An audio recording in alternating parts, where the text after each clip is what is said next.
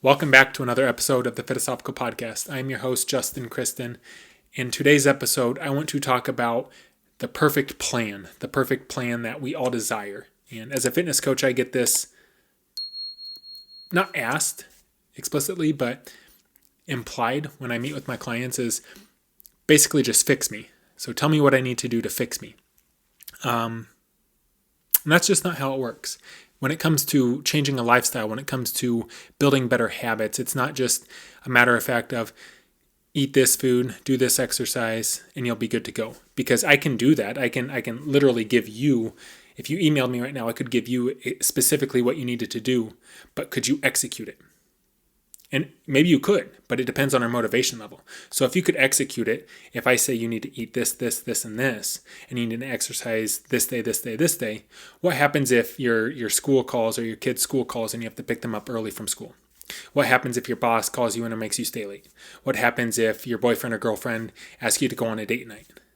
Then what do? It might throw you off your plan. So it's about adaptation. It's about being adaptable to the environment. So if you're asking what it is that you need to do in order to be successful, that's more so a question for yourself. It's what can you give me or what can you give yourself in order to hit your goals? So if you have a weight loss goal, let's say, and you say, I want to lose 20 pounds in the next 3 months. So in the next 3 months, which would be about roughly 13 weeks, to lose 20 pounds, that's a pretty good deficit that you would have to be in. But in those next 3 months, do you have vacations coming up? Do you have birthday parties? Do you have these events that might put a speed bump into your plan? Because I know that doing something for 2 weeks is easy, but doing something for 13 weeks is not as easy. Because the motivation might be high at the beginning, but it's keeping that momentum going for that full 13 weeks to hit your goal. Now, you might have a motivation. You might have the doctor telling you that you need to lose weight for health reasons, or you might be going through a breakup, or it might be the beginning of the year. But how do you stick with it? How do you start from January 1 and stick with it until December 31st? It's not always easy. And that's why New Year's resolutions don't always pan out, is because the motivation is high in the beginning, but it's getting yourself into this positive feedback loop that will allow you to continue on. So it's taking that action, seeing the positive reward or seeing the outcome, and then getting that positive feedback that allows you to want to do more. And so when it comes to what does it take for you to be successful, what does it take for you to hit your goal, it depends on how much you're willing to dedicate. How important is this to you? Because right now, it could be very important. But in 3 weeks, when your friend calls and says, hey, do you want to go out for happy hour? And you guys go out for happy hour, and then you wake up hungover the next morning. And you're like, I'm just going to eat some crap food. And then you don't go to the gym that day either.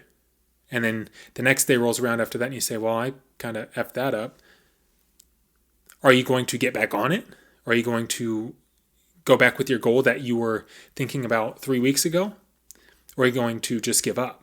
Because the answer is not to give up. The answer is to keep going. The answer is to not think that one bad day or 2 bad days is the demise of everything, but to say, I recognize what I did there, and I recognize that I had fun and I enjoyed it, but this is not what I want long term. This is something short term, but this is not what I want long term.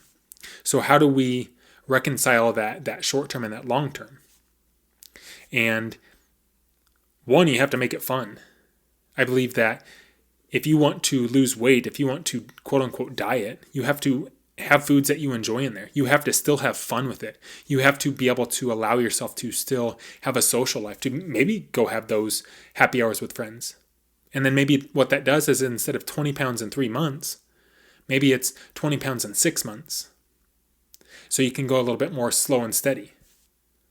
Or maybe your motivation is there to get that 20 pounds in 3 months. But how do you stitch together 3 weeks, 6 weeks, 3 months, 6 months? How do you adapt, or how do you change your lifestyle without changing who you are? And what I mean by that is not always saying no to everything, not always saying no to your friends, not always saying no to, having a cupcake at work for somebody's birthday. But how do you balance it all to where you have a healthy relationship with food, a healthy relationship with your fitness, and a healthy relationship with, your life? It's not always easy. And I think I can speak for myself, and I can speak for some of my clients when I say this is I've been out to dinners. I've had stories from my clients that have said, similar stories is you go out to dinner and they say, "Oh, Justin, I thought you were a personal trainer and you're sitting here eating pizza." Well, I am a personal trainer. I do care about my health. I do care about my well-being, but I also care about my happiness and my well-being outside of just being rigid all the time. I care about having fun. I care about my friends. I care about my son. I care about my family. I care about enjoying life still. But that also means that sometimes I have to say no to those things. But then there's other times where I say yes. But it's not always saying yes to going to get happy hour drinks. It's not always saying yes to the cake and ice cream at a birthday party every single weekend. It's not always going out to eat every single weekend and getting fried food and wondering why nothing ever works for me. Ultimately, we have to change the way that we act. We have to lead the lifestyle that we want to live. We have to make changes. And this is the very broad statement, but if something doesn't change, then nothing's going to change. And to just think that you can snap your fingers and have it to be one way, or to wake up and be 20 pounds lighter, that's not the right mindset to have. That's the exact opposite, because that's what's going to get you in this perpetual weight loss, weight gain, weight loss, weight gain, to where you're never happy. And how do you maintain a healthy lifestyle without completely suffocating yourself? And once again, it depends on how much motivation you have. If your motivation is super high, then sure, you can probably sustain this for the next 6 months. I know when I started, it was very easy, because when I first started seeing that weight loss, it was like, heck yeah, I like this. I like this feeling a lot better than I liked the feeling of what I felt before. So I didn't necessarily know where I was going, but I knew where I was coming from, and I knew that I was just driving away from that. I was going the other direction. And sure, sometimes there's detours, but it's never giving up. It's refilling your tank to allow yourself to keep driving, to keep going towards your goal. And I think it's very important to not put all of your trust into your personal trainer or your coach, but to put that trust into yourself, and let your coach, let your trainer be that guide. Let that coach, let that trainer be your motivator when you're not necessarily feeling it. But it's the most important to believe in yourself. It's the most important to understand that you can do it. It's just, rather than saying I want it in the next 2 weeks, to say I might want it in the next 6 weeks, or I might want it in the next 6 months. That's okay. Because I guarantee you, if you looked back 4 months from today, and you looked at like the beginning of the year, you would be very happy if you lost 20 pounds from where you were there, if that was one of your goals. Rather than say, I want to lose 20 pounds this month, how about 20 pounds in the next 4 months?